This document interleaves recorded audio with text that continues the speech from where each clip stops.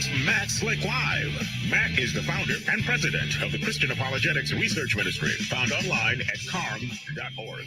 When you have questions about Bible doctrines, turn to Matt Slick Live for answers. Taking your calls and responding to your questions at 877-207-2276. Here's Matt Slick. Hey, everybody. Welcome to the show. It's me, Matt Slick, and you're listening to Matt Slick Live. What a coincidence. Hey, if it's the first time tuning in, it's my real name, Matt Slick, S-L-I-C-K. Learned to run as a kid because of that. And I answer questions on the Bible, doctrine, sometimes politics. We get into it like we did yesterday. And if you are interested in talking about the things of the Lord, Mormonism, Jehovah's Witnesses, Christian Science, Unity, Baha'i, Islam, UFOs, get this. I started studying UFOs. I picked up stuff and I've been looking into it now. I do this every few years. I'll study it for a while, and I'm thinking about really doing some research on UFOs for CARM. I don't know if that's what the Lord wants me to do, but we'll see. Because I've done a lot of research on them before, and be willing to discuss what I think it is, because I think they're demonic. That's my opinion. But at any rate, hey, so there you go. We can talk about that too. And I need some mathematicians, and there's a mathematician out there who knows how to do probability permutability issues in math related to the abiogenesis thing on deoxyribonucleic acid and nucleotide bond pairs and the sequence order stuff. I need that, some help on that to be able to understand it and be able to explain it with figures, with the illustrations and stuff like that, so that we can do that, because it's related to the UFO thing, because basically life can't form by chance any place in the universe mathematically. And people say, what? The Drake equation. I'll talk about that too. At any rate, so there you go. We talk about all kinds of stuff. 877-207-2276. I want to hear from you. Please give me a call. And let's see. Oh, yes, we stay on the air by your support. If you would be so kind as to consider supporting us financially, we do need that. If you'd be, just generous. We ask $5 a month. It's not very much. And I know that the economy is going a little bit. We're feeling it too. I just signed the 2021 taxes for the ministry yesterday. I had to go through a lot of stuff, and let's just say, hey, would you please consider supporting us at $5 a month? Just think of it as a way of supporting missionaries, because CARM is a ministry, as a missionary set to the internet. In fact, it reminds me, lately I've been getting a lot of compliments on the site from people who are saying, man, back when, the day when I was first became a Christian, or first studying this or that, I went to CARM. It helped me so much. We got a guy who said he came out of Mormonism because of it and other things, which reminds me about something else. I have an article I want to talk to you about Mormonism, and we'll get to that in a little bit. It's about what the Mormon Church officially said about same-sex marriage. Oh boy, that's going to be interesting. All right, let's take a leap of faith and get on with Brandon from Richmond, Virginia. Brandon, welcome. You are on the air. Hey, man, how are you? Doing all right. Hanging in there, man. What do you got, buddy?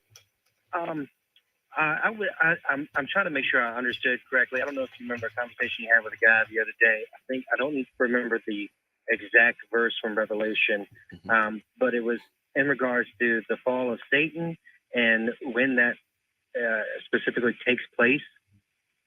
Right. Mm-hmm. And my question is, I was listening to the audio Bible at work today and got to Luke 10:18, where Jesus says he saw the fall of Satan like lightning from heaven. Right. Yes. So would that not put the fall of Satan, way prior to, rather than any other time? Way prior to what? Anything in Revelation. Oh man, what a question! Anything in Revelation? Now that's quite a statement. Well, I guess that's the whole issue, is pinning that down. Yes, it is. It's a good question. I'm smiling big time. Not mocking you, man. It's just like, man, that's a great question, but man, it's a big question. Now I have to study in order to answer it. I have to study every verse in Revelation. Thank you very much. So what you're getting at is, when did Satan fall, right? When did it occur, basically, chronologically? Yes. Yeah. And here's your answer. I don't know. Okay. Now, I was going off Luke 10, and the way that I'm trying to make everything fit and understand. I think, same way as you, is I'm reading as if he already saw it, then it's already happened, and therefore what was spoken about in Revelation is something that is past right. and not present or future. Well, it says in Revelation 12, I believe it is, that a third of the stars fell, and that's most people think it's the angelic realm, the third of the angels that fell. Well, when did that occur? Let me see if I can go to that Revelation. If I get the right verse. That's not it. I just literally within a half hour ago, or well, within the hour, I wrote an article. Where's the devil right now? And so I wrote that verse. Let's see, Revelation. It is 12:9. Did I miss it? I'm just reading it. Yeah. Let's see. Okay, it's urban. You know what? I got that wrong because it's the stars. I think I referenced it wrong, which does happen every now and then. Anyway, a third at the tail, a third of the story, as Revelation 12:4 is where it is. Oh, thanks. Yeah, I got to fix that. So I'll go in right now and fix that on the make it live fix. Okay, so anyway, the thing is, when did that occur? When did that occur? I don't know. There's been different theories about chronologically when it occurred. Now, it had to have occurred after the creation of angels in the universe. Had to occur afterward. But, well, then again, not necessarily. Let me back up even yet again. It's logically possible that God created the angelic realm before he created the universe, physical, and that there was a rebellion then. Then he created the physical world in 6 days, and then Satan came into the garden. That's one theory. Another theory is that sometime after the creation of the universe, Satan rebelled, and then sometime after that, the garden situation happened. There's another theory that they happened basically simultaneously in the garden. And these are the three main theories that I've heard. Okay. Yeah. Same. Yeah. Wish I had a fantastic answer for you, but all I could do is say, I don't know exactly. And I just don't. I wish I did. Gotcha. Right, me too. When my wife asked me a Bible question, and I say, I don't know. She goes, what? How could you not know it? And I just look at her and stare at her. My eyelids half masked, So she mocks me. She teases me. Anyway, yeah. So I don't know. I don't know if it's a good enough answer for you, but there you are. Well, I appreciate it. Thanks for taking time talking to me. All right, man. God bless, buddy. All right. God bless. Bye-bye. Okay. All right. Let's see. It's two open lines, 877-207-2276. 4 out of the 5 lines are now working right. So we'll be back to 5 pretty soon on the radio show and stuff like that. And we have 2 open lines, 877-207-2276. All right. Welcome, Eric. You're on the air. Hello, Matt. How are you tonight? Doing all right. A little tired, a little melancholy with that fatigue that's there. I'm craving a little bit of coffee, but I decided not to. Other than that, I'm fine. Yeah. See, there you go. People ask. I'm going to start telling them. How you doing? Fine. No, I'm going to tell them. Hey, let's see what happens. It'll be fun for a while. Okay. What do you got, man? I'm a devout Christian. I'll call myself. I'm a follower of Christ. But I had an experience where I thought I saw something that didn't look man-made. Okay. I don't know what it was, but like I said, I'm a believer, but I also believe that there could be something else out there that we don't understand. And I got to know, as a Christian, is that should that be against my Christian beliefs, that there could be another life form out there, not of this world? If there are, the only way possible is if God created it. The reason at the beginning of the show I was talking about the issue of UFOs, and one of the related topics is abiogenesis. That means life forming by chance anywhere out in the universe. Now, when I love science, I don't watch sports. And at night I watch YouTube things on Mars and Jupiter and all kinds of stuff. Last night I was doing stuff on UFOs. But the scientists will, in other videos I'll watch, they have it, all we need is water and we can have life. We're looking for water. That's a sign of life. Or we need water for life. I'm like, no, you don't. Water doesn't mean there's going to be life. And so they're really stretching and really hoping. There's something called the Drake equation, and it's a guy, a scientist, who developed the odds of intelligent life forms out in the universe. And if 1 in a billion stars has a planet that is within the habitable range, and he goes through the statistics, if this, if that, and it comes out to there be thousands of intelligent civilizations out there. Well, the Drake equation is easily refutable. It's a lot of guesswork, and it doesn't take into account the super complexity of life forming by chance mathematically with DNA. And let me give you an example of something about life forming other places. If every particle in the entire universe, all the billions and quadrillions of galaxies out there that have billions and billions of stars and billions and billions and billions of planets all over the universe, and all the atoms that are comprised in there and in between all the universes and everything of all particles, if every single one of them was changing its state, I think what that means in the electrical change state and of a direction or something. I was reading about this. If everyone was changing its state at the maximum possible rate allotted by physics, which is 10 to the 40th times per second, if every particle in the entire universe was doing that, you'd only have 10 to the 138th events. If the universe was 18 billion years old, not what the scientists say, 14.3 billion.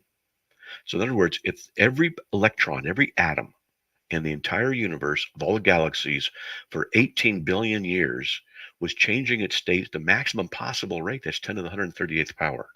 You with me so far? I'm not a math guy, okay, but I'll take your word for it. That's really big. Let me just sidestep and give you another illustration. If you take a piece of paper that's 1/500th of an inch thick, that means 500 pieces of paper is 1 inch tall. So that's 1/500th of an inch thick, and you tear it in half, you have 2. Tear that in half, you have 4. Tear that in half, you have 8, then 16. Just do it 50 times, just 50 times. How tall is a stack? Well, it's 2 to the 50th.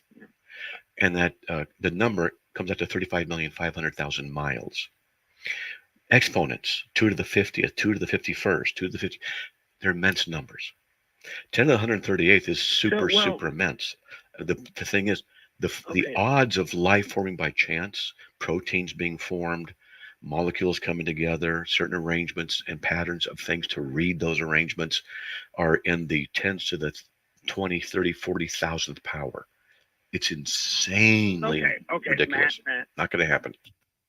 I get that. I can understand that because I'm a believer that God created everything in the universe. How about other life? Do you believe that he created other life in different galaxies? And I mean, do you hold that as a possibility? It's a logical possibility, but I don't think he did it. I don't believe he did. You don't think he did it? No. And let's get back to the break. We'll talk about that, okay? Why? Let's give my opinion. You can disagree. That's fine. Let's give my opinion. All right. Hey, folks, we'll be right back after these messages. Hopefully, this is an interesting conversation. You want to stay tuned. Be right back. Please keep listening.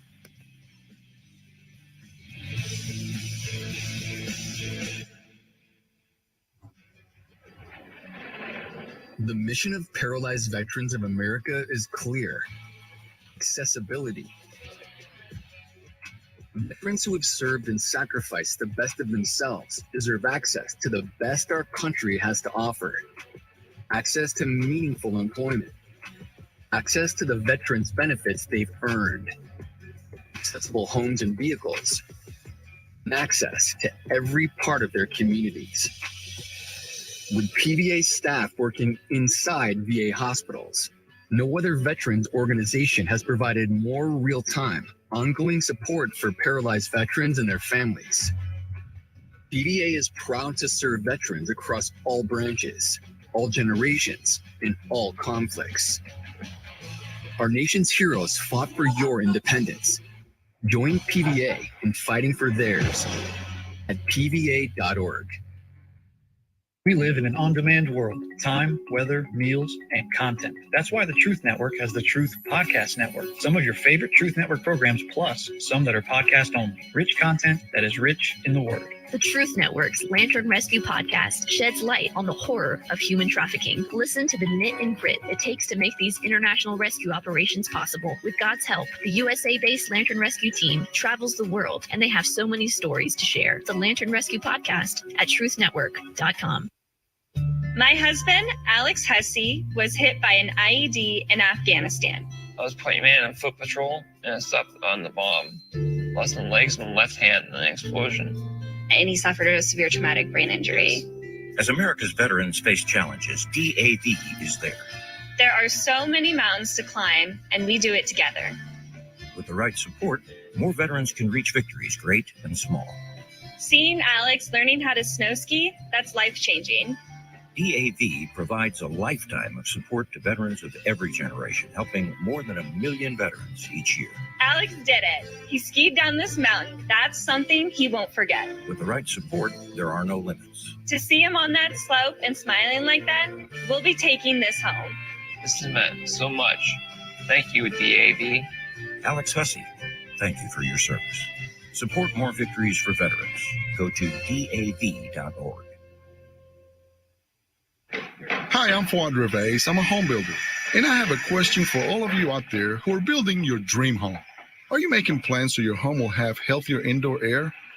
It's an important question because there's a deadly invisible radioactive gas that can seep into homes from underground.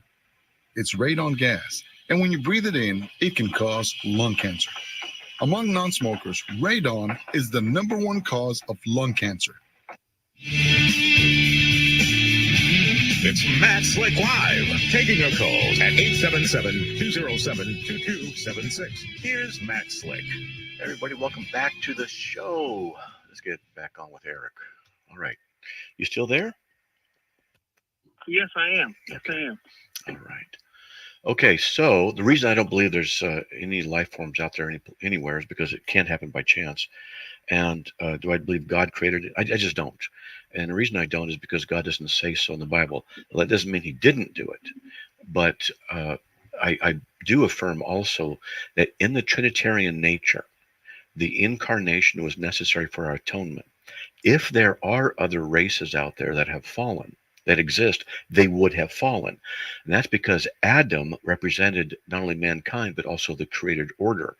And hence we have fallenness in the created order as well. That would have affected all of creation, because the dominion mandate is to subdue the earth and make it his.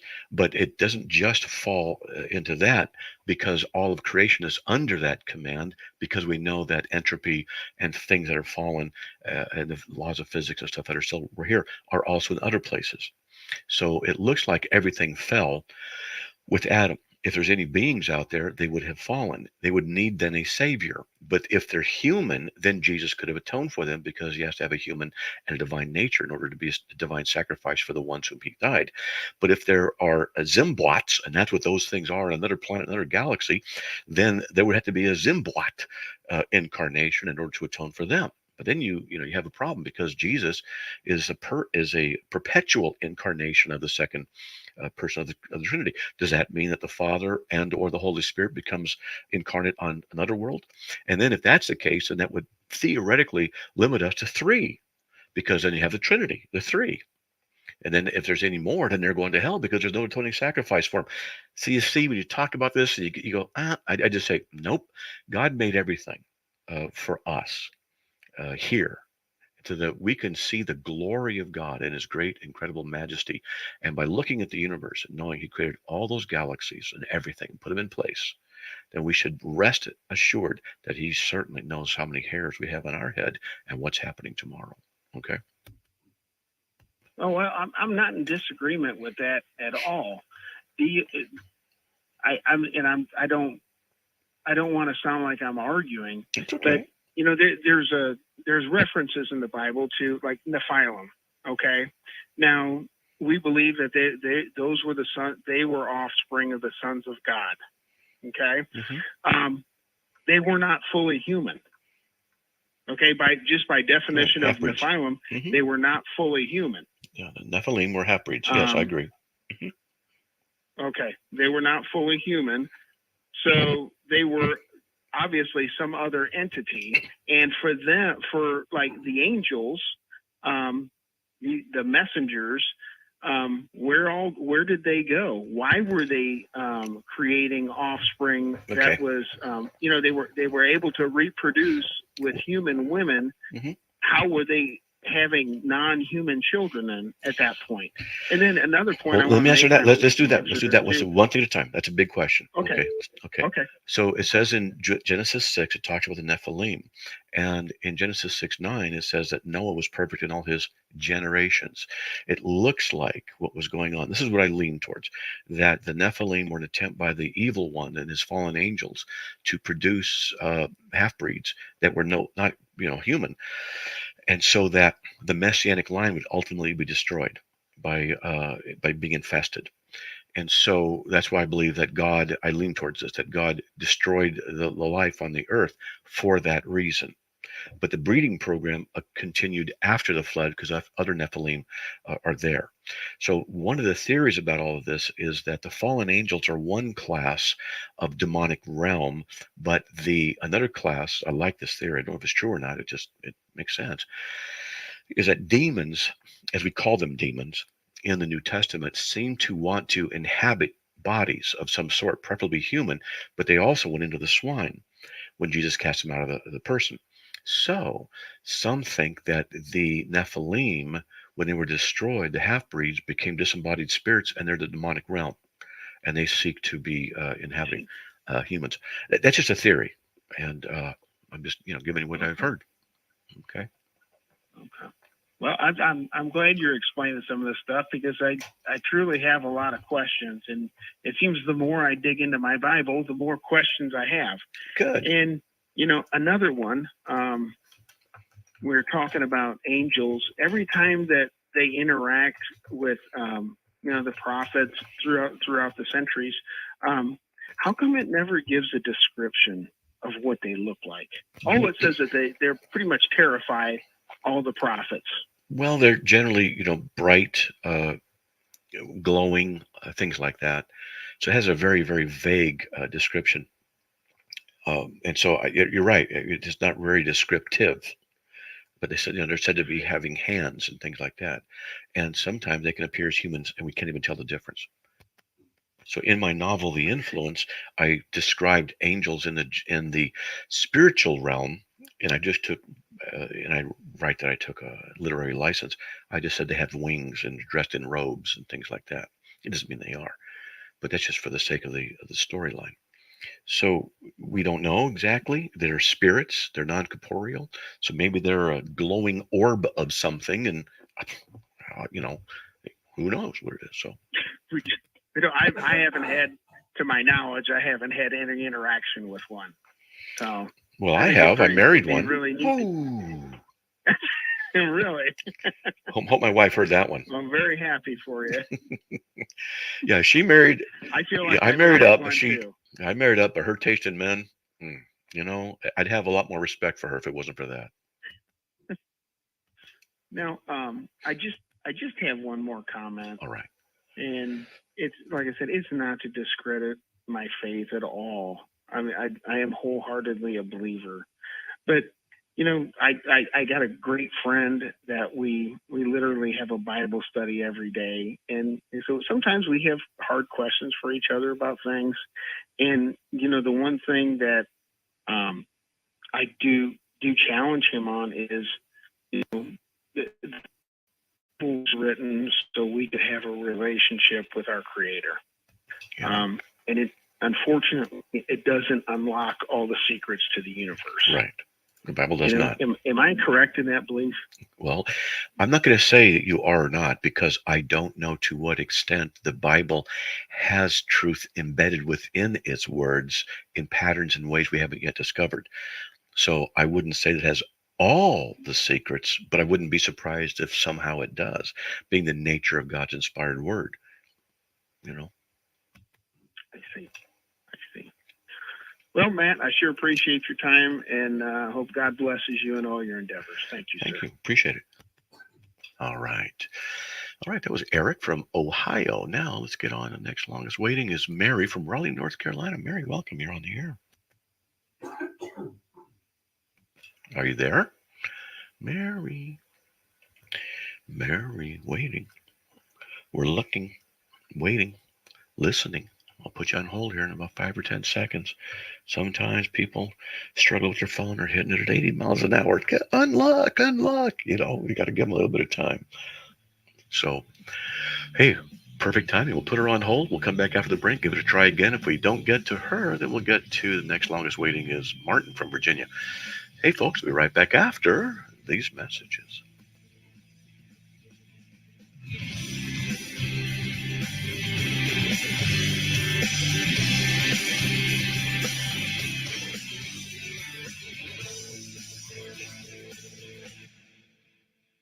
One of the saddest things ever heard on the radio. True Commentary with Stu Epperson, author of the book, First Words of Jesus. Friends, my heart is broken, and thousands of Americans are shocked as they tuned into NPR, National Public Radio, only to hear an actual abortion played back that had been recorded on NPR of a little child being killed with a full DNA code, a child that's fearfully and wonderfully made, that had zero choice, that has no reproductive rights, apparently now dead. How have we stooped to this level? The prophet Isaiah said in Isaiah 5, woe are they that call evil good. I hope you'll take your broken heart and do something. Be active for the unborn. Reach out to politicians and pastors that are pro-life and make your voice heard, because their voice is being cut out and killed, even on national public radio. How tragic. True Commentary with Stu Epperson, author of the book, First Words of Jesus. Available now in bookstores, or go online to firstwordsofjesus.com. It started off as a normal day. I felt fine when I arrived at the plant. Ruth Junius's life was about to change. Then I dropped my keys. They kept slipping out of my hand. My arm felt numb. A coworker asked me if I was okay, and I couldn't speak. I started to get scared. Ruth was having a stroke. People around her weren't sure what to do.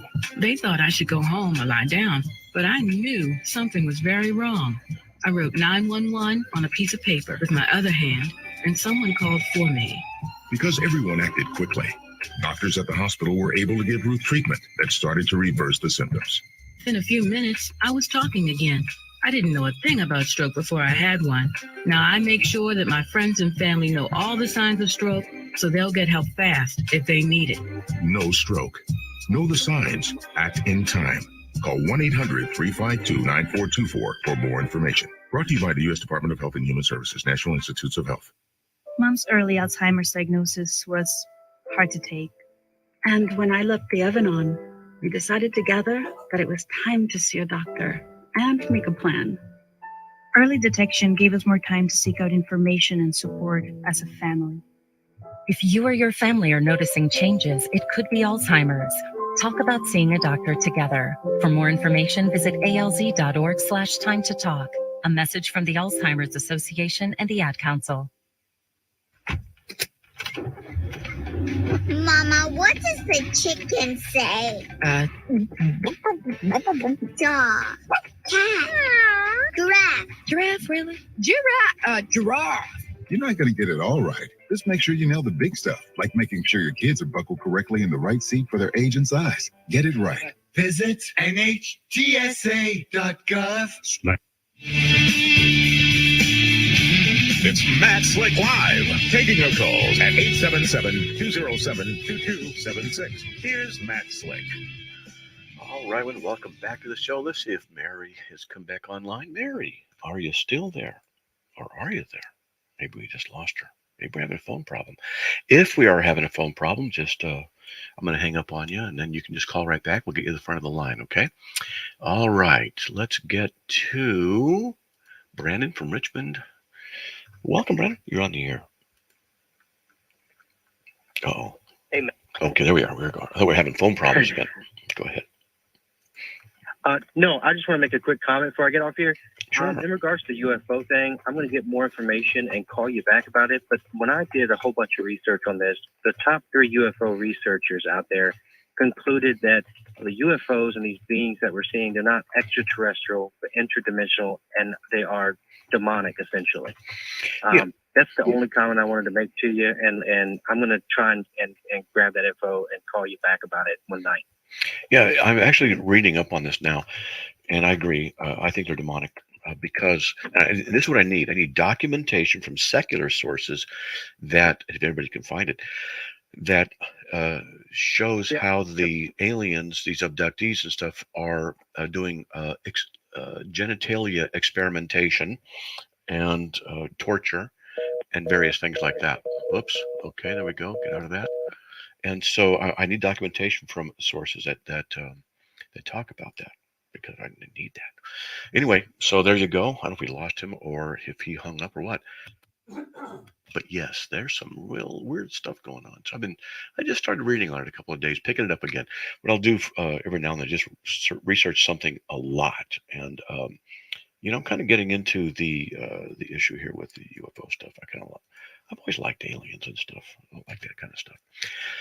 All right, let's get on the air with, let's see, Martin from Virginia. Are you there? Hey, Matt. Afternoon or evening. Okay. Yes. Hey, just a quick comment. You had a lead-in about UFOs and beginnings of life, and there's a brilliant site out there that I'd love to offer you up as a resource. I've been a contributor to it for over 10 years now. It's a lot of academia, authors. It's a lot of big brains that are contributing to it, and as well as all types of faiths, and obviously a lot of atheists are on there too. But it's uncommondescent.com. Okay. And they lay out the science. They lay out logically the math of the origins of life, the probability, the unlikelihood. All that is laid out very clearly. Good. They have a very good search tool that you can dig in there, and you can, it talks about more of how life was formed, could be formed, and the probabilities. So it's a great scientific, a great research, a great mathematical tool for you to use. So you'll find a ton of resources. Yeah, I'd forgotten about that site. I am familiar with it. And so I will check it out in my research. It's going to take me a long time if I continue to do it, because sometimes things just come up and I get sidetracked. But I've been praying and asking God what he wants me to work on next, and we'll see if this is it. I like no doubt.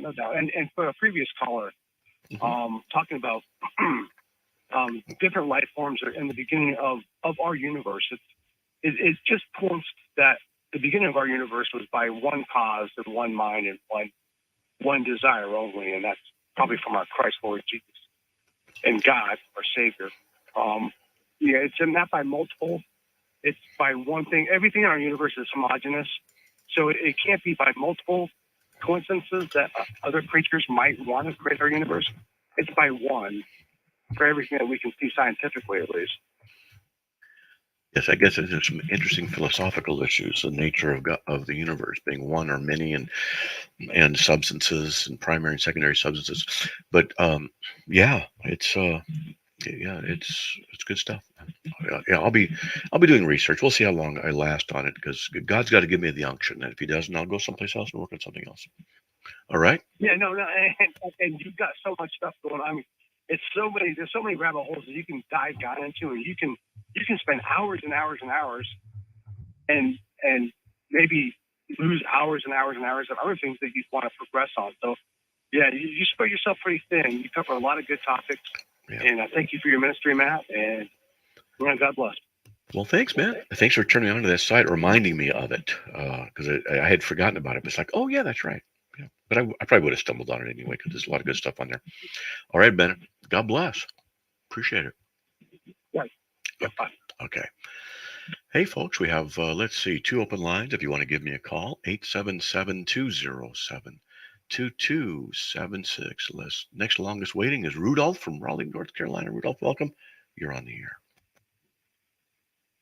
Yes, sir. in the Bible, is there any mention of galaxies? I don't believe so. The Bible mentions stars and the innumerability of the stars. But as far as galaxies go, it doesn't mention galaxies or galaxy clusters or the voids that are out there. It doesn't mention a lot of stuff like that. But God just says it says stars, and that's from the human perspective. That's what they see. It's what they understood. The stars that are out there. So that's it. Okay. Yes, sir. And I do agree with you on the demonic presence of those UFOs we see. And the reason why they appear in this sphere is because, in my opinion, is because they're interdimensional. That's why it appears like in this sphere. But they're not intergalactical. It's one of the theories. So that's one of the theories. But the craft are actually physical. I know enough to know there's actual physical craft. How can they change directions like that? Well, I was reading or listening to something, and somebody said something. I've never heard it said before or after. It said that some people have discovered that by taking two plates of a certain kind of metal, extremely flat plates of metal, and then taking photons, which are the light particles, and putting them in the crack between the two plates. And the crack of the two plates have to be like angstroms apart, which is the diameter like an atom. So a few angstroms apart, and they shove them in there, and it causes a field where they say, one researcher says, momentum is negated in it. And so I remember reading about or hearing about that. Well, I wonder if that could be it. And then, you never know. Maybe they have these things now. Yes, sir. Yes, sir. But I will say this: when I was 9 years old, I was going to the mall with my mom, and I saw something that I don't know what it was, but I stuck my head out the window of the car and looked directly up at it. And it was there. It was right there in front of me. So I did see someone tell myself what it was. I don't know. Well, I've seen an alien up close, in person. And I did. Oh, yeah, it was horrifying. And then I turned the light on, and then I saw it was me in the bathroom. I just, it was the mirror. The light wasn't on, so I thought it was this hideous alien creature. Turned the light. Oh, it's me. Sorry. Well, it happens. Okay. It explains why my wife screams when I walk into a room. Ah! What's that? I'm not going to comment on it. It's a wide open door.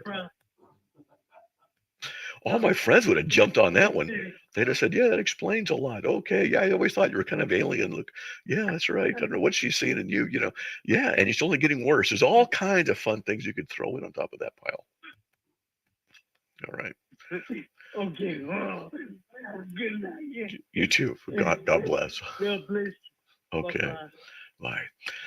Whew. All right, let's get on the air. Well, we have 3 open lines, folks. 877-207-2276. Let's get to Matt from San Diego. Hey, got a question for you, Matt. Where do you live in San Diego? Which city? Because I lived in San Diego for years. I'm just curious.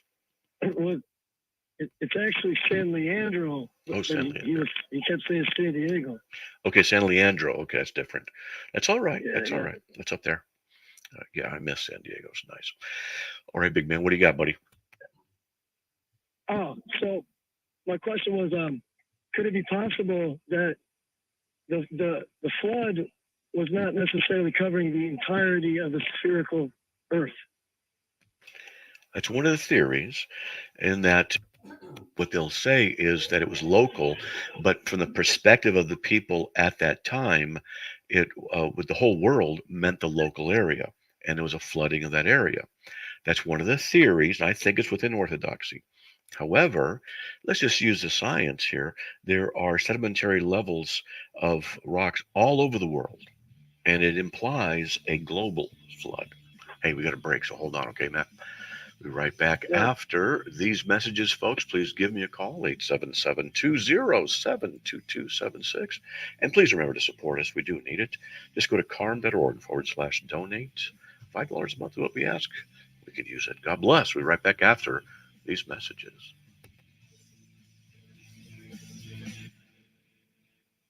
Emergency medical unit, respond to 102 Maple Avenue, possible stroke victim. When stroke occurs, you have 60 minutes to win or lose the race of your life. There are new treatments, but you must get to a hospital fast. If you suddenly feel weakness on one side, have trouble speaking, walking, or seeing, it could be a stroke. Call 911. Get to a hospital. Because how you spend the next 60 minutes could determine how you spend the rest of your life. Stroke. Know the signs. Act in time. A message from the National Institute of Neurological Disorders and Stroke.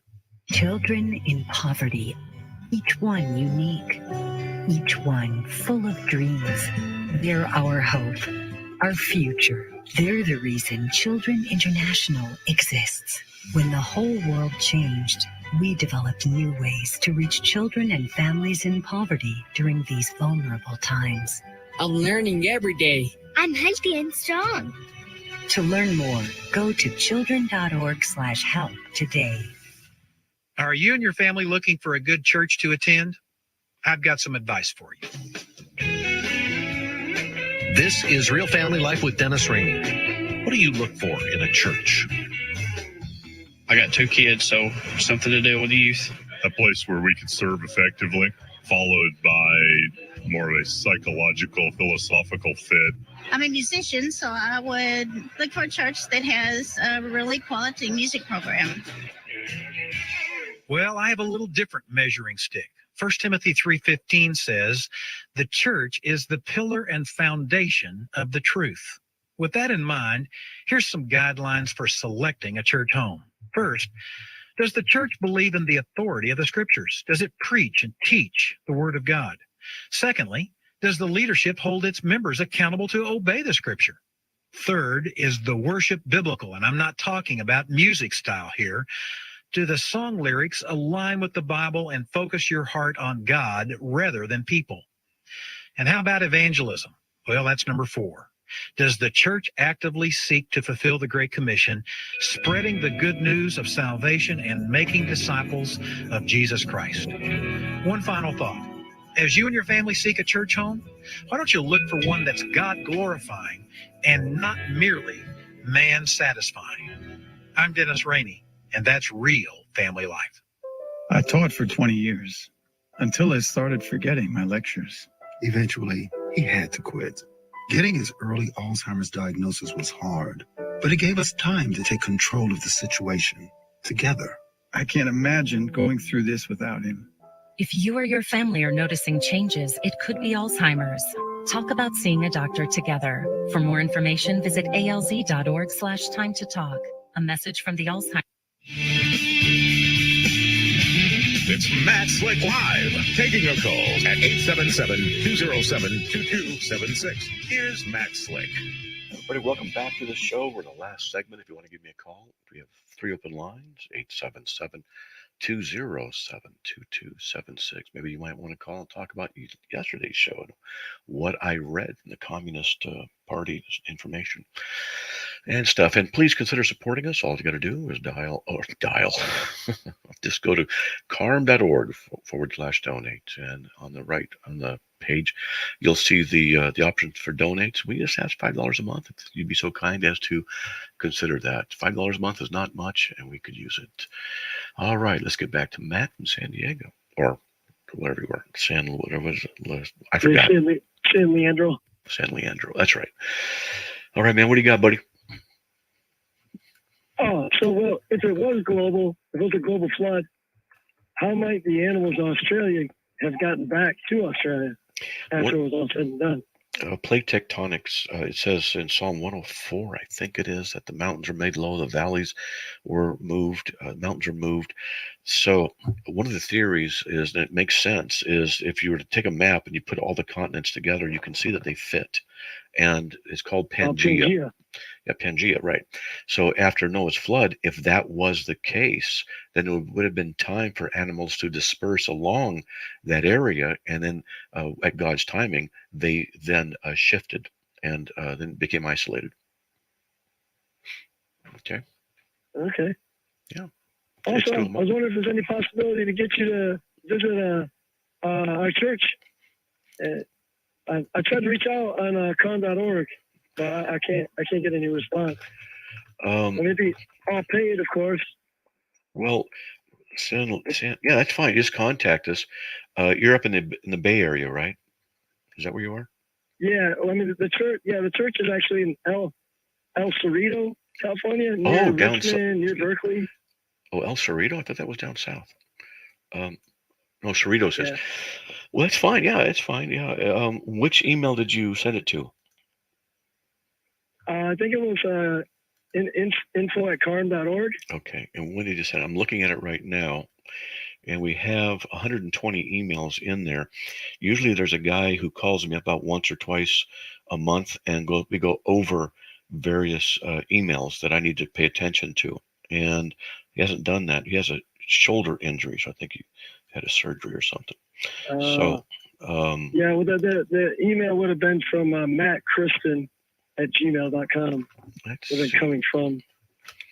M-A-T-T. I don't see if I can find it. One T, M-A-T. Okay. And then Kristen, CHRISPN @gmail. Okay. All right. Let's see. At Matt Kristen. Solano Community Church. MattKristen@gmail.com. Yeah. Yeah. MATCHRISTEN. I don't see it. Tell you what. Email me like right now. Just email me. I'll have it open, Okay. and I'll watch for it, because others have their fingers in there. Go ahead.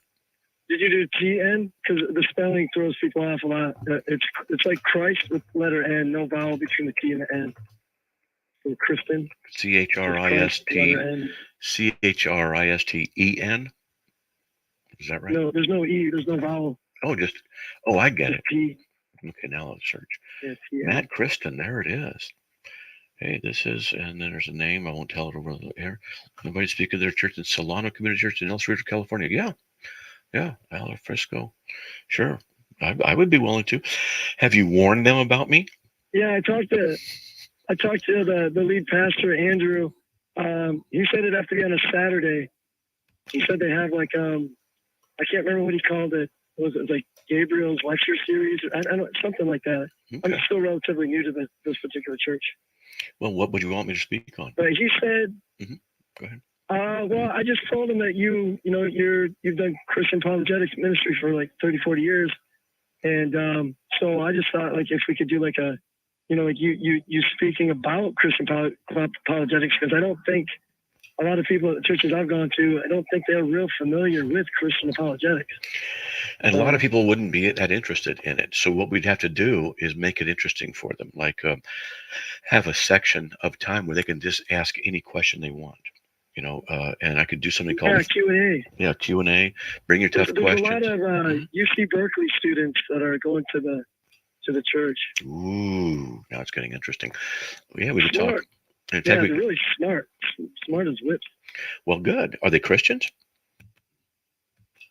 Oh yeah, they say they are, and everything seems to hold up pretty well for most of them that I've sat down and talked with. I've been going to home groups for a little while now.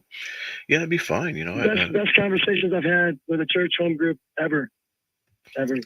Well, it's fine. Yeah, I'll respond, and I'll just respond and say, yeah, that's right. Here I am. Got it. Let's talk. Okay, there we go, Matt. And just if you could give us an idea of expenses, because that's what the pastor is concerned. He said he's probably very expensive. And no, I'm not. Right, I said I don't know. No, I've never charged, not a single time. What I say to people is, well, I mean, we would love, of course, to pay your travel expenses if you wanted to fly from Boise to Oakland. Yeah, that'd be a good idea. Yeah, because it would be a 12-hour drive with a lot of gas, a lot of time. Yeah. But I just ask that people cover the expenses. That's all. If they want to give an honorarium, that's between them and the Lord, and they do that. And if they don't, I don't complain. I don't worry about it. I just trust God, and that's it. Okay. Okay, super. And you also, either you can be put up at a hotel or my place, or if you're open to staying with Christian brothers. Yeah. There's options. A lot of times what happens, I'm with I had the same philosophy as others do. Sometimes we go to someone's house and they want us to stay there. They want to stay up and talk, and they don't realize that we're pretty much exhausted and need a break. Right, And right.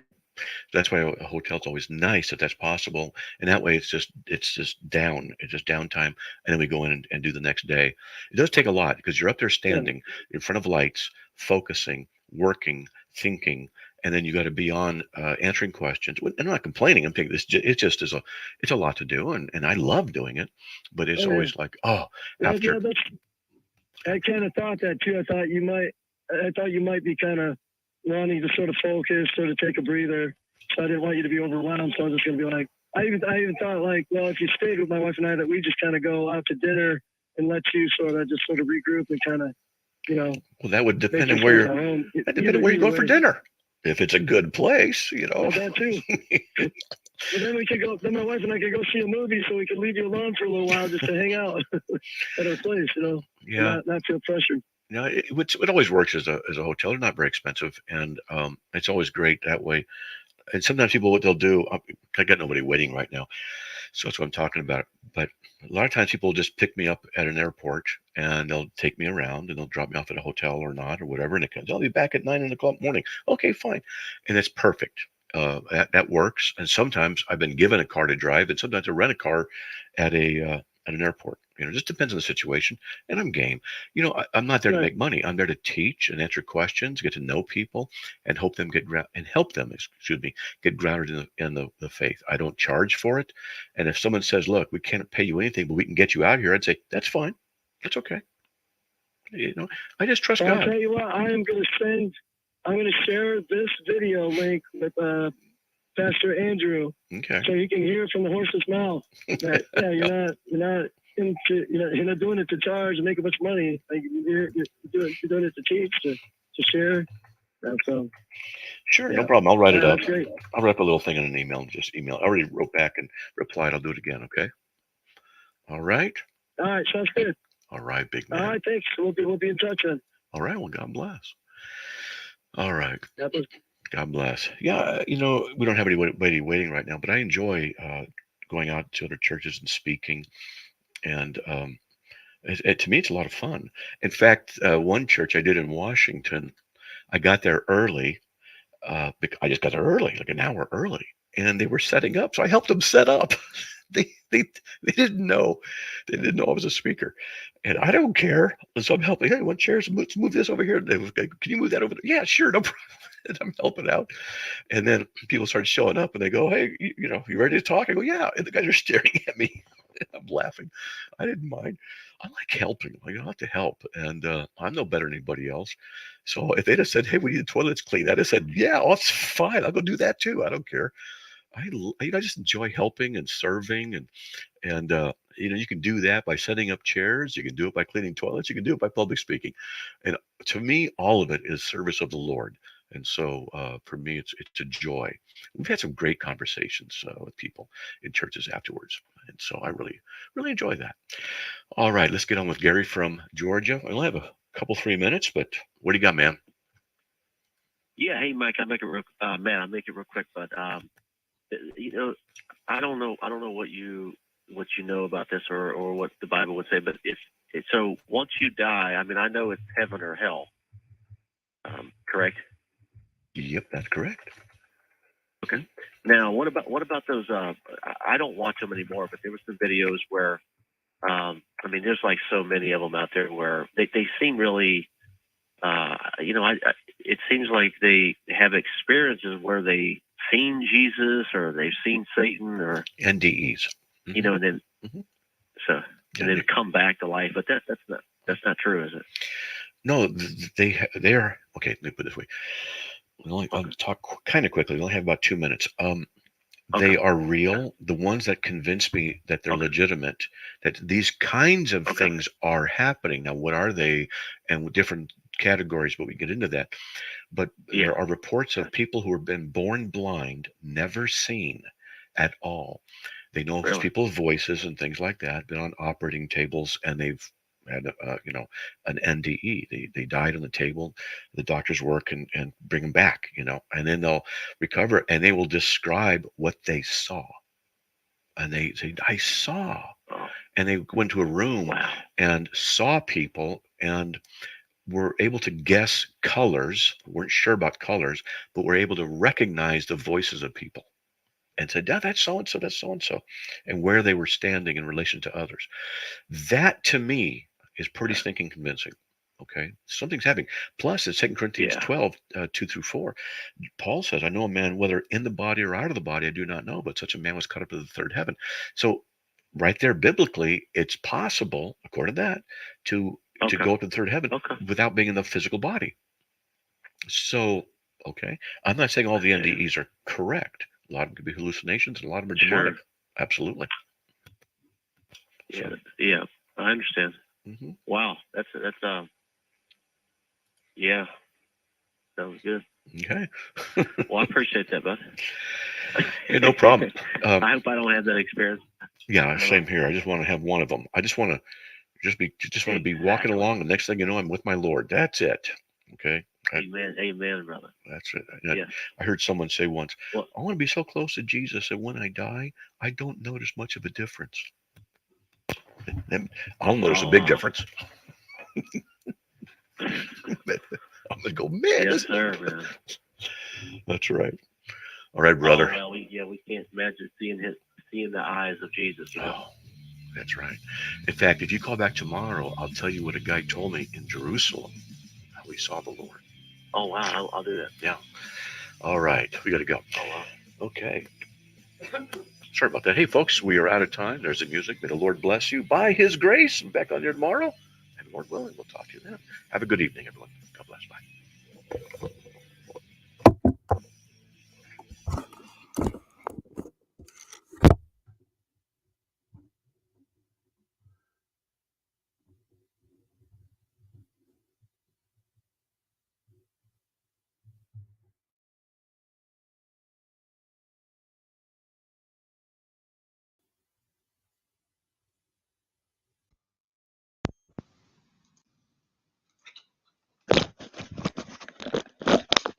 Okay, I'm going to go check on Neek real fast, okay?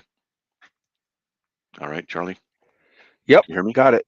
Mm-hmm. Go check on her. Just check. I'll be right back. All righty.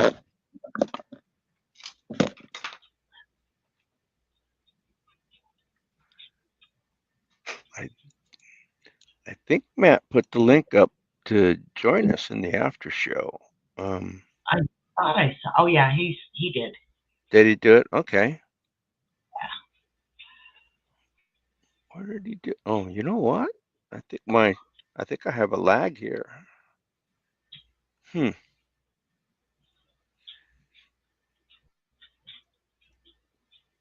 there it goes. Wow. Yeah, I have a big lag. Because I see it How now. come? Anyway. Fiber. Yeah. No, it's all come back now. It's quick as lightning now. She's on the phone with the doctor talking about took the bandage off her nose and it's bleeding and stuff, and she's concerned, but you know. Did he say if that's expected a little bit? She hasn't filled me in. She was still on the phone talking, so I just came back in here. But yeah, it should be. I mean, come on, it's been slice and dice in the nose, and it's it's a 3/4 of an inch long incision, and she takes stuff off. There's a lot of pressure. There's swelling, so she's concerned. But I wouldn't be concerned. That's one extremity that has a lot of blood vessels going to it. Well, when I watched them, they took a segment out of her nose a little bit smaller than a dime, and I mean just blood, just puddles just coming up. And so the nurse, she just dabbed it with gauze and then took this device, and she said, this thing cauterizes the arteries so that we stop the bleeding. And she said, so it's going to hear some sound, and it'll smell a little bit of stuff, and you can hear, and she was just dabbing and dab, and just got it to stop, and then I'm like, oh, cool. Yep. I'm over there like a little kid. Hey, look at that.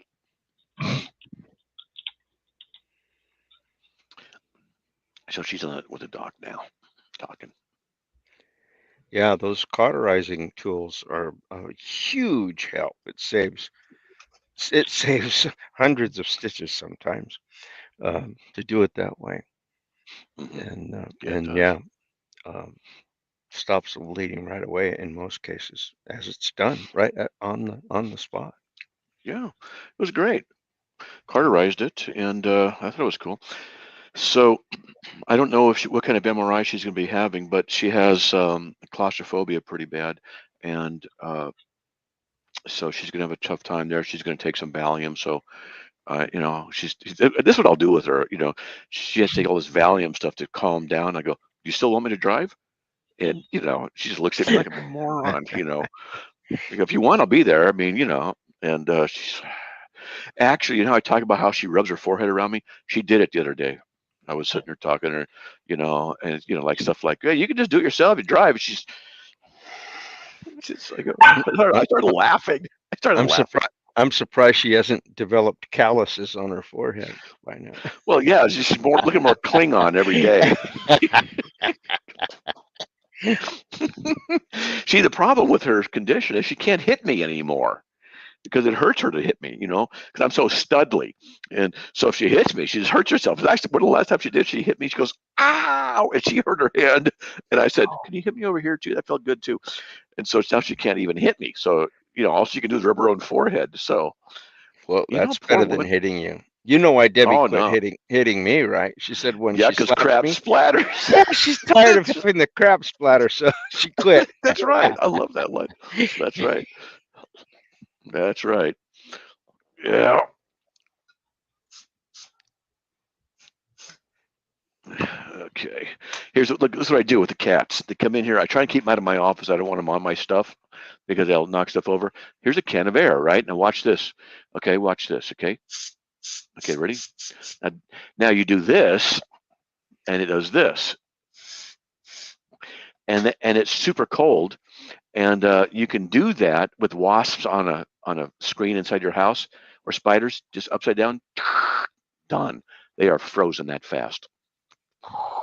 And the cats don't like it either. So I train them, stay out of here. I have coffee cups, water cups. I got all my equipment. I just try and get them out of here. I'm mean, huh? Yeah, Caesar, the dog whisperer, he suggested a gentle and humane way to discipline and train your dog was to use one of those little bottles of air. But yeah. I've tried it with Bonnie, and she curls her teeth up. We call them her shark teeth, and attacks the stupid little can of air. So do it upside down. That'll change that. Yeah, I don't know. She attacks lawnmowers and vacuum cleaners like she's a pit bull, and there's nothing I could do to keep her from doing it. I just have to lock her in another room if I use an appliance.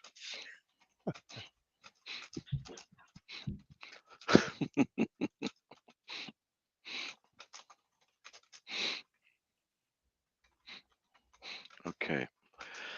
There we go. Little chihuahuas, it can be tough.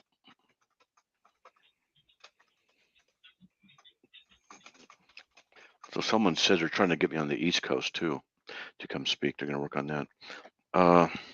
BB guns work too. Yeah. Yeah. I posted the thing for your seminars. Let me back up in the chat and look at it. I might have even put it in the private chat so that you would remember you had it. Yeah. There it is. Do you see it in your private chat?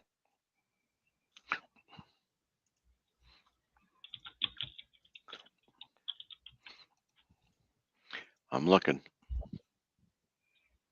Well, there it is for everybody right there. CARM search engines?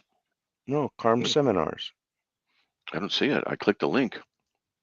In the well, it's not fully, not the full link isn't there. No, yeah, Charlie, it goes to CARM search engines, Google, and persecution. Oh, good grief. So let me just do this. We'll go to I'm not responsible for putting seminars. links in, so no, it's because it's shortened. It's shortened. That's why CARM seminars. No. Yeah.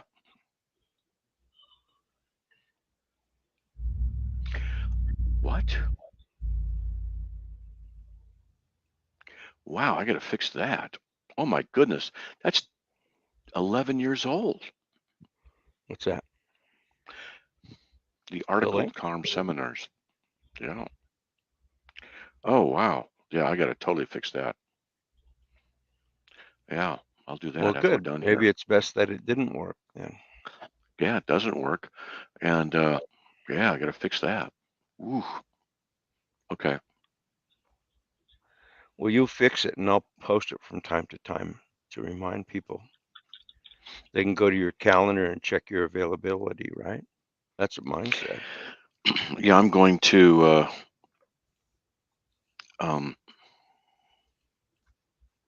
erase all of it, update it so there's nothing there. Just And says then I'll access to fill it in. Google Calendar. You need to sign in with a Right. login and password. Yeah, that's 11 years ago. It's for something else. So it's all right. It's okay. CARM seminars I'll just put it this way. CARM offers different seminars on different topics. Okay. All right. I'll update that and stuff. Good. Anybody else have any comments? No, you just fill that in with content, and like I say, I'll post it from time to time. When I looked at it, it had, linked to the calendar and everything else, so people could work out events around your events. So if you do something similar to that, then yeah, that's something I could look into. Remind me. And also, I've been talking to Josh. He's working with somebody about something else. So I'll get to the issue on Rumble. And also, we do the calendar thing. Might have to get into that as well. Let's get to Bill Chiburus, which is, I think, a pet from Chewbacca. I'm sorry, I was eating. That could be it. That might be it. Yes. Chewbacca's pet is called Chiburus. Chiburus, yeah, or it could be a spice. I'm not sure. Spice that Chewbacca would use. I think that we're getting close here. So last night on Clubhouse, did they kick you out, or did you just leave? As you trying to explain the. But you mean like a couple 3 hours ago? Oh no, not the one last night. Last night? I was on Clubhouse last night? Yeah, you were in Clubhouse about the apostate church and how they started giving you a bad time, that it's not a church, it's people. Oh, I talked about it. I said, yeah, the word apostate doesn't occur in reference to people. Only 2 times it occurs in reference to, the general end times of the church as a whole. Generally, that's one of the instances. And they just all started talking. We're like, whatever, I'm out. Yes. That's all. But you know what? This afternoon too. This afternoon, what'd you talk to? What's his name again? Right? Yeah, I think he's doing damage control. Yeah. Did you see the debate? Yeah, I saw the debate. Yeah, he couldn't answer the questions. He kept on moving to another question. Yeah. Yeah, and what our interaction today, in my opinion, the impression I'm getting from him is that he's prideful and he's arrogant, and he has to have the last word and he has to be right. That seems to be what it is. It's like saying, dude, the debate's over. Okay, I'm going to just say this from now on to him. Look, if you want to discuss anything, just write it to me in an email. Give me exactly what it is, and I'll change it in an article and respond it as an article in CARM. So that's what. Yeah, he was rude today. He was very rude. He was rude in the debate. Yes. Mm-hmm. See, that's what happens when you can't answer the question. You have to become rude. Yep, that's right. That's right. Yeah, he was rude.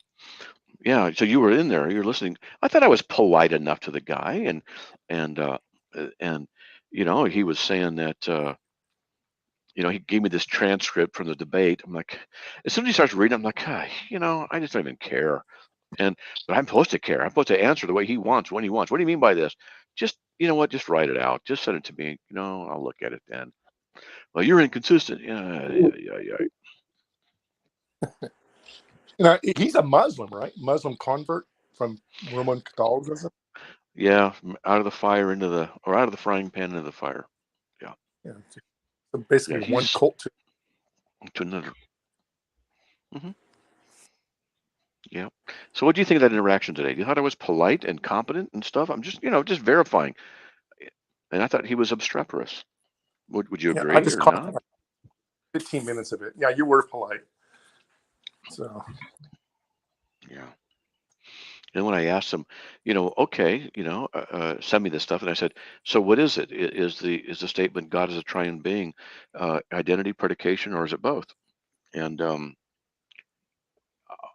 did you hear that part? Yes. Well, tell me if I'm right or wrong, but the impression I got was that he was just trying to not answer the question by asking questions, and then when I said answer it, and his wrong question, it's like, what does God mean? What is it? It's like, just answer the question, and it's like, that's what I said to him. You're just doing damage control. He did the exact same thing during the debate. Mm-hmm. The same thing. Yeah. He wouldn't answer your question, but ask another question. Well, this is what this guy believes, and this is what this guy believes. You're saying, well, I don't care what those guys believe. That's right. And I told him that in the debate. I told him that in the opening statement, and I said it several times, and here he does it again. Well, different people have different views of this. But you know what? I was nice to him, and then I said, look, you answered the doctrine of the Trinity definition of hypostatic union very well. So I'll give you credit for that. You did a good job on both. And it happened to agree with what I said, the Trinity and hypostatic union, on the opening statement. And so there you go. That's what you should be debating, not them. It's like, Was that his room or was that someone else's room? That was, I don't know what you mean by his room. In what, the debate or in Clubhouse? In Clubhouse. I don't know. I just went in. About atheism, and I thought I'd go in and check it out, and he happened to be in there. Yeah.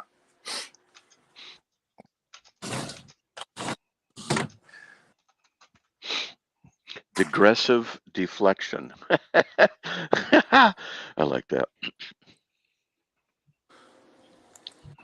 Yeah, at first I thought, he's good at just lambasting and verbal carpet bombing and making it look like he's answering with a lot of pontifications and rudeness.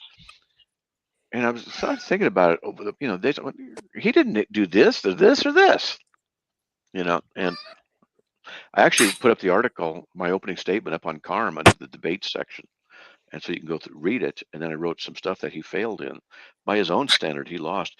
So from now on, I'm just going to tell him, look, you want dialogue about that? Just email it. Write it up and email it to me. Just email it to me. That's all. Yeah. No, I thought when you're going to debate someone, you had to answer like 20 questions or something. Is that still going to be like that?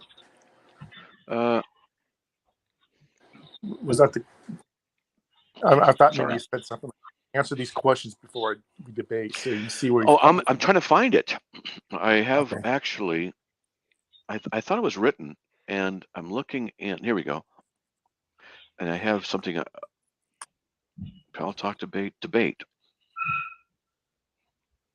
Well, I got to sort it by when it was released, what year, date.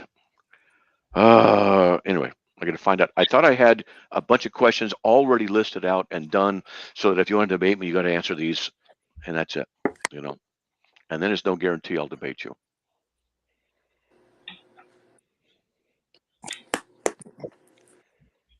Okay. Why is that so? Come on, you can open up. You slime ball. Oh well. Okay. Anybody else? So when is your next debate? Do you have one planned in the future? No, I don't have anything and I'm actually thinking, I have been thinking about this for a while now, is just not doing any more debates. They take a lot of time to prep, and I got to work on CARM. I got video stuff I need to do. I keep stalling on it. it's just and I'll be 66 pretty soon here in about 3 weeks, and I just hate to say it, but I'm getting slower and older. It's just the truth, and I still think I'm got it going on, and that I'm able to argue and do stuff, but man, it's a lot. That's all, just a lot. So I'm It takes thinking a about lot doing of. something else. It really does drain you when you do a debate. Yeah, it does. Okay. You okay, Neek? Oh, that's the okay. All right.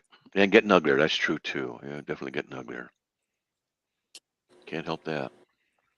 But hey, I don't have to impress anybody. I'm married. So you could dress like a slob. Who cares? I can dress like, who cares? I'm married. I can relax now. That's we went to Anik's INR to test the blood for something because of her. Anyway, that's what they do. And I said to,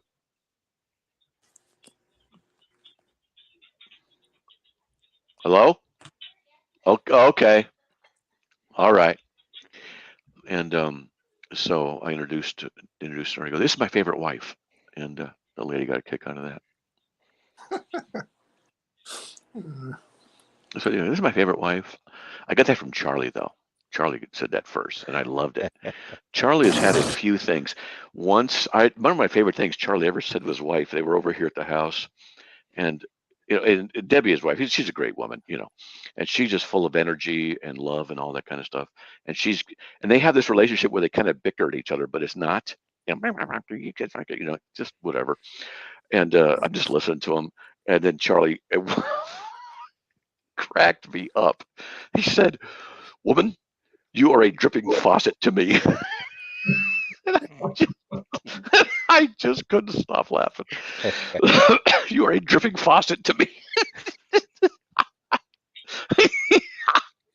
It was hilarious. I never forgot that. She never forgot it either.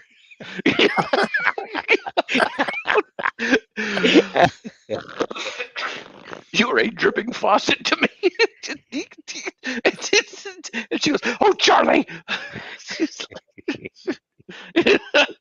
That was awesome. That's right. I also got that one from you when you said you love it so much you would marry it. You're the one who turned me on to that one too. So I use that one too. I go, I love this, but I would marry it. That is perfect. How so much more are you going to blame me for today? Oh, that's right. And you're the one who got me started in apologetics, so it's all on you. Oh well, that was a treat because when you just kind of lit up when I handed you that photocopy of that page from History of the Church, where Joseph Smith posted. In fact, if anybody wants to read that and see what lit you up and got you wound up, I'm gonna post it right here. Yeah. And his boast was pretty outrageous. There it is. And yeah, but no, that was great. Whoops. Did I post it or not? No, I don't think I did. No, you posted that stupid uncategorized thing, huh? Mm-hmm. Well, here. Yeah, Joseph Smith posted. Yeah, I got my best friend when his wife tells a story. It should be a 3-minute story. She extends it to 20 minutes, and he'll say, "Okay, Cindy, time to land the plane." Oh my goodness! I don't think I could get away with that. Try this. Now, I did it once. I've only been able to do it once in my entire life. But Anik was telling me something about a dress she was getting, and she was telling me all these details about going and trying this on in the store. Just a long story. And I actually did this expression for a full minute straight. 0 IQ, just nothing. And she's looking at me, and after a full minute, she looks at me. She goes, "Are you listening to me?" And she goes, "Are you listening?" And I came out of it, and I said, "Were you saying something?" My brain went blank. What happened? She Give me an arm hit. I was proud of myself. Hey, that's hard to do. You really got to appreciate that. Men can appreciate it. Women are probably going, that's disgusting. Not very nice. Guys are going, yeah. I wouldn't say that's disgusting. You what? I wouldn't say it was disgusting. What would you say? That you're a turd.